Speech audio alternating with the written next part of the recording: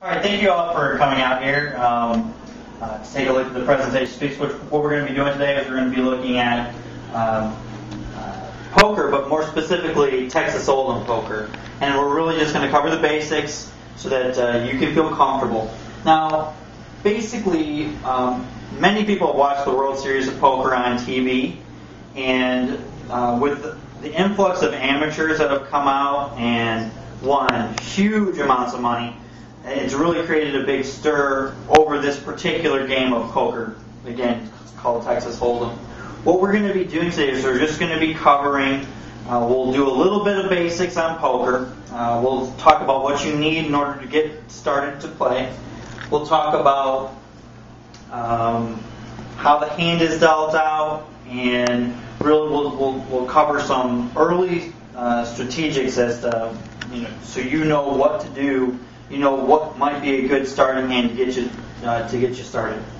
To cover first briefly, we're going to talk the basics of poker. This right here I have set out in front of me is the ascension of winning hands. It starts right here with the ace, and it goes up here to the straight, and then it starts over here, and you'll start with the flush and go up to the royal flush. If you're not sure on this, you can always check the Book of Hoyle, which is the best place to look at anything as far as if you have any questions about cards. So let's take a look. Let's get rid of this. Basically, what do you need to play? You need friends, which I hope all of you have friends. You need a chip set. This is a fairly small chip set right here, but it kind of will cover the basis for you what you need. You need at least 4 delineations of chips, different colors, so you can assign different values. Everybody's going to have different values for their chips for their own home game. Home game is basically what we're going to be talking about today. A home game is just with your friends. Obviously, you can play poker online. You can go to casinos. Home game is fun. It's good to talk and whatnot. And Texas Hold'em is probably the most popular home game of poker that's going on right now. The basics for Texas Hold'em poker: you're only dealt 2 cards, and there's 5 community cards that come out into the middle. The community cards everybody can use. The 2 cards that you get dealt, only you can use. And let's go over how it's dealt. So basically, everybody gets 1 card at first, and it comes back and people get their second card. Now, right at this point, you can bet.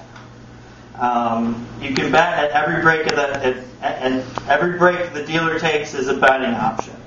Now, there are things in this game called small blinds and big blinds, and you'll see them in several different versions of poker. The small blind is immediately to the left of the dealer. The big blind is 1 chair left of the small blind.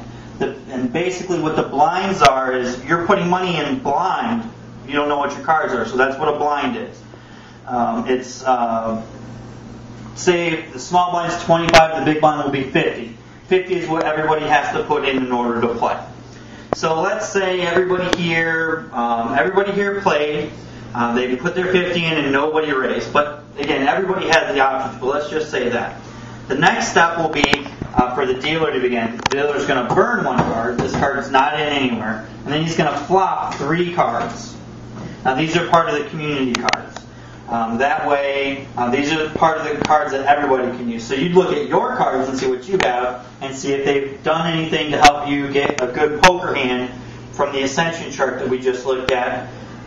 If they did help you, then you'd want to raise. It starts to the left of the dealer. He gets the first action after here, and it carries around. If he doesn't want to bet or anything, but he wants to stay in, he can do what's called check.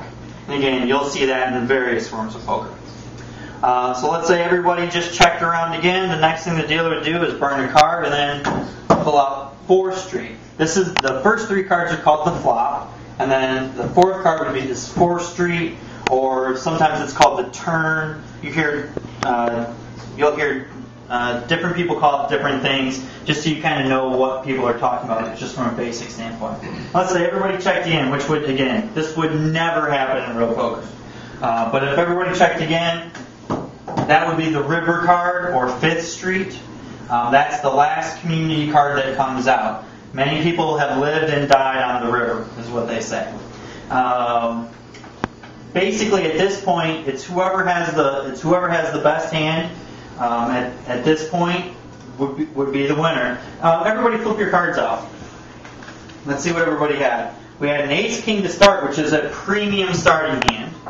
We had Ace 10, 2, 5. There's a pair of fives. Pair of fives with an ace kicker. Jack. Pair of jacks wins. That's the highest hand on the board. Good job. Now, basically, there's a million things that you can get into with this. You can keep going. I think Doyle Brunson, or hopefully you've kind of got a little bit of a snapshot of the game of Texas Hold'em, so you feel a little bit more comfortable about what's going on, what people are saying.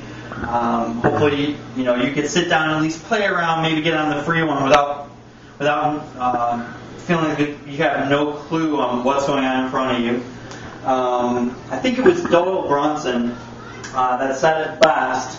And Doyle Brunson is a Texas legend. He wrote Power Poker, one of the first books of poker. I highly recommend that one too. But he said, every poker situation is different. The only way you can learn is to play it. Hopefully, with the technology that's out now, with free games, you can do that without costing you a bunch of money. If you get a home game together, and it's people that you know, even if it's a little bit of money, it's nothing that's going to make you not be able to pay your mortgage.